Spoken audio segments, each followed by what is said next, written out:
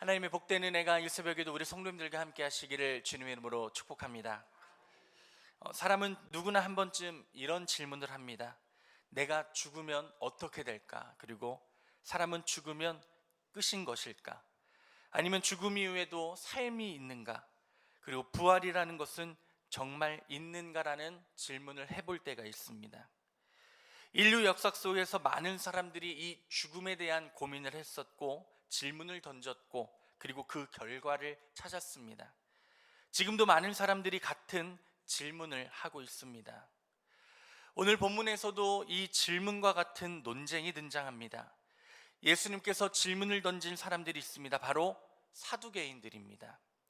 사두개인들은 당시 유대 사회의 종교 지도자들이었습니다.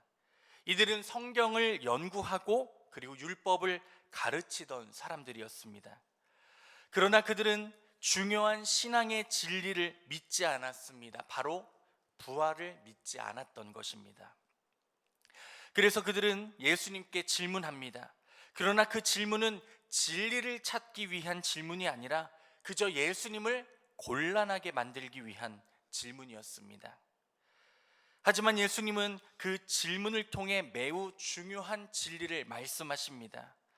하나님은 죽은 자의 하나님이 아니요 산 자의 하나님이시라는 겁니다. 이 새벽 오늘 주시는 이 말씀을 통하여 산 자의 하나님의 은혜를 깨달으시는 우리 성도님들 되시기를 주님의 이름으로 소망합니다. 우리 18절 말씀을 함께 읽겠습니다. 18절입니다. 부활이 없다 하는 사두개인들이 예수께 와서 물어 이르되. 아까 말씀드린 것처럼 사두개인들은 유대 사회 종교 지도자 가운데 한 그룹이었습니다. 그들은 사회적으로도 영향력이 있었고 심지어 성경을 연구하는 사람들이었습니다. 하지만 그들은 중요한 신앙의 진리를 부정하고 있었습니다. 그들은 부활을 믿지 않았고 천사를 믿지 않았고 영적인 세계를 믿지 않았습니다. 그들에게 인생은 그저 이 땅에서 끝나는 것이었습니다. 그래서 그들은 예수님께 질문합니다. 그 질문은 모세 율법에 나오는 계대 결혼법을 근거로 한 질문이었습니다. 형이 결혼을 했는데 자식 없이 죽으면 동생이 형수와 결혼하여 형의 후손을 이어주는 법이었습니다. 그래서 사두개인들은 이 법을 가지고 하나의 이야기를 만듭니다. 어떤 여자가 있었는데 형제 7명과 차례대로 결혼을 했습니다. 하지만 남편들도 모두 죽었고 자식을 남기지 못했으며 결국에 7 형제가 모두 죽고 마지막에는 그 여자도 죽었습니다. 그리고 이렇게 질문합니다. 예수님, 부활 때 그 여자는 누구의 아내가 되겠습니까? 누구의 아내가 될 것 같으세요? 7명과 결혼했고 결국엔 7명의 자식을 낳지 못하고 본인도 죽게 됩니다. 그러면 첫째 아내입니까? 둘째 아내입니까? 7째의 아내입니까? 이들이 예수님께 이 질문을 한 목적은 무엇일까요? 이들은 예수님의 말씀을 통하여 자신들의 궁금증을 풀기 위한 모습이 아니었습니다. 즉 진리를 알고 싶어서 질문한 것이 아닙니다. 부활이라는 것이 얼마나 말이 안 되는 것인지를 보여주기 위한, 그저 예수님을 욕되게 하기 위한 질문이었다는 것입니다. 즉 이런 의미입니다.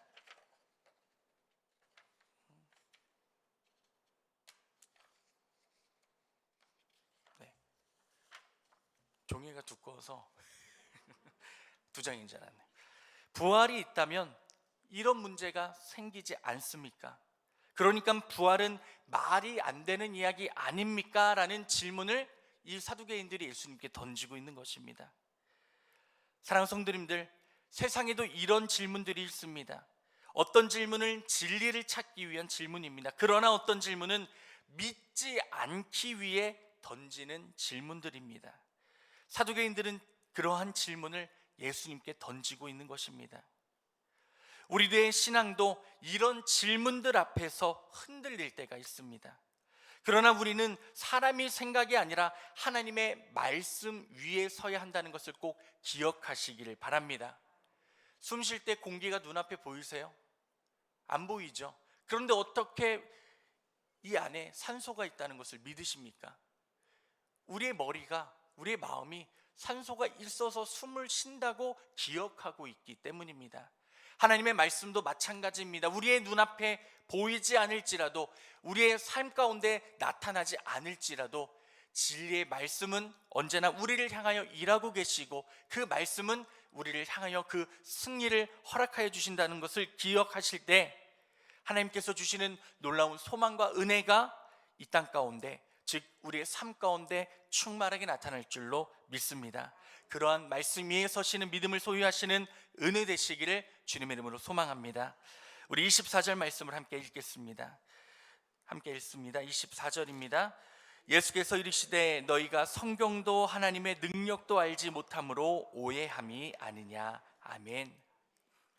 예수님께서는 사두개인들의 질문을 들으시고 이렇게 말씀하십니다. 너희가 성경도 그리고 하나님의 능력도 알지 못함으로 오해하는 것이다. 예수님은 사두개인들의 문제를 두 가지로 말씀하십니다. 첫 번째는 성경을 알지 못한다는 겁니다. 사두개인들이 처음에 설명드릴 때 뭐 하는 사람들이라고 말씀드렸죠? 성경을 연구하는 사람들이었습니다. 그러나 그들은 성경을 알고 있다고 생각했지만 사실은 성경의 뜻을 제대로 알고 있지 못하였습니다.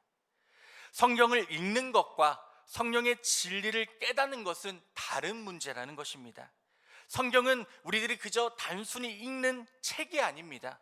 하나님께서 우리에게 주신 생명의 말씀입니다. 믿으십니까? 그래서 성경은 믿음으로 읽을 때 열립니다. 믿음 없이 읽으면 글자만 보이지만 우리가 믿음으로 다하여 그 말씀을 읽으면 하나님의 뜻이 우리 가운데 나타난다는 것입니다. 말씀을 읽으실 때에 그 말씀의 한 절 한 절, 한 단어 한 단어, 한 글자 한 글자가 나에게 주시는 말씀이라고 믿음으로 선포할 때 그 말씀이 우리를 향하여 일할 줄로 믿습니다. 성경을 읽으실 때 더욱더 하나님께서 주시는 그 은혜를 사모하십시오. 말씀을 읽으실 때에 그 진리를 더욱 간구하십시오. 그때에 우리의 눈이 열리고 그 말씀이 우리 삶 가운데 역사할 줄로 믿습니다.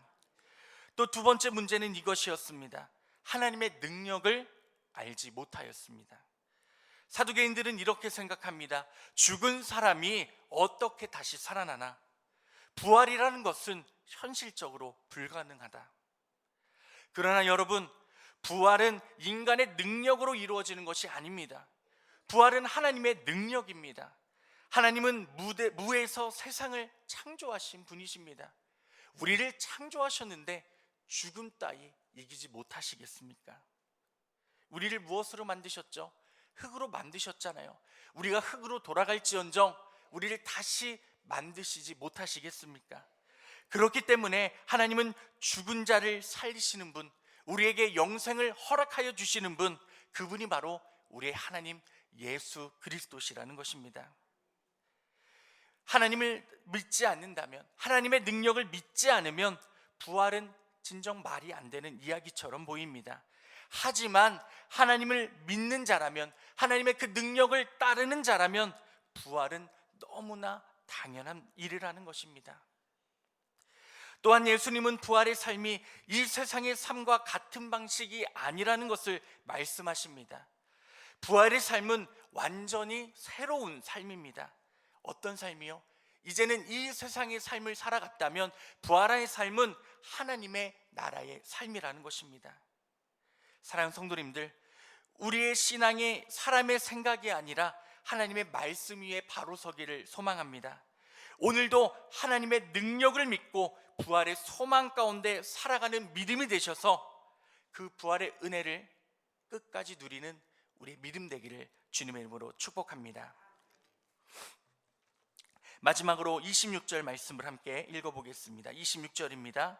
죽은 자가 살아난다는 것을 말할진대 너희가 모세의 책 중 가시나무 떨기에 관한 글에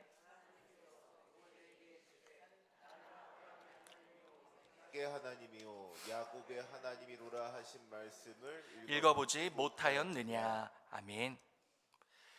이 말씀은 출애굽기 3장에 나오는 사건입니다. 모세가 광야에서 양을 치고 있을 때 가시나무 떨기에서 불이 타오르는 것을 보았습니다. 그때 하나님께서 모세에게 이렇게 말씀하십니다. 나는 아브라함의 하나님이요 이삭의 하나님이요 야곱의 하나님이다. 여기서 중요한 것은 하나님의 표현입니다.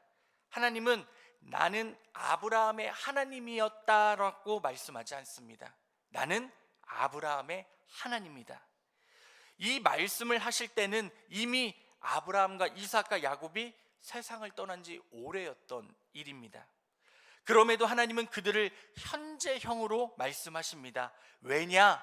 하나님 앞에서는 그들이 여전히 살아있기 때문입니다.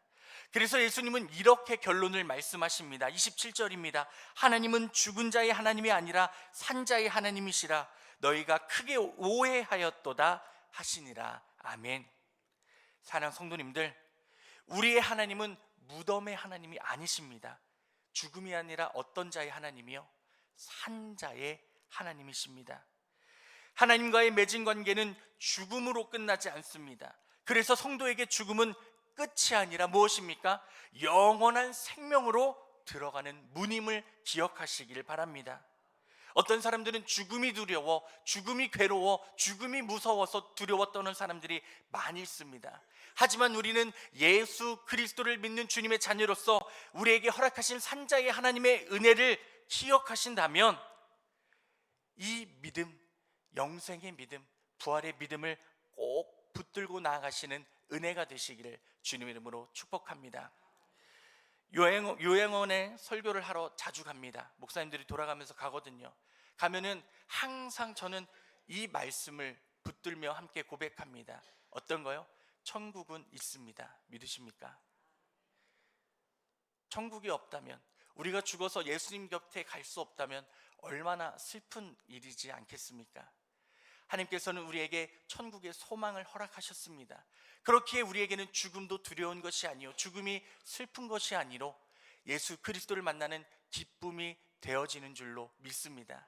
우리에게 주시는 그 최고의 선물을 기억하시며 그것을 전하시는 은혜가 되시기를 주님의 이름으로 소망합니다. 그렇게 오늘 우리도 이 말씀 앞에서 다시 한 번 더 우리의 믿음을 돌아보기를 소망합니다.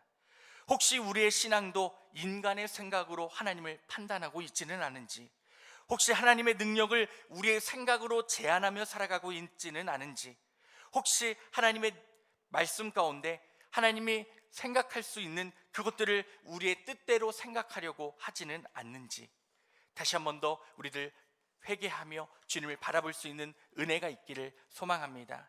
오늘도 산자의 하나님을 바라보시면서 그 믿음의 삶을 돌아볼 때에 우리에게 천국의 소망을 주신 하나님의 놀라운 사랑을 다시 한 번 더 기억하며 우리들 사순절을 걸어가고 있습니다. 예수 그리스도께서 보여주신 그 십자가의 고난과 사랑 가운데 다시 한 번 더 그 은혜를 기억하며 그 믿음의 삶 속에서 승리하시는 우리 모든 성도님들 되시기를 주님의 이름으로 축복합니다. 이 부활의 소망을 붙들고 생명의 하나님을 의지하면서 어떠한 상황 속에서도 그 믿음을 붙들고 승리하시는 저와 여러분이 되시기를 주님의 이름으로 축원합니다. 기도하겠습니다.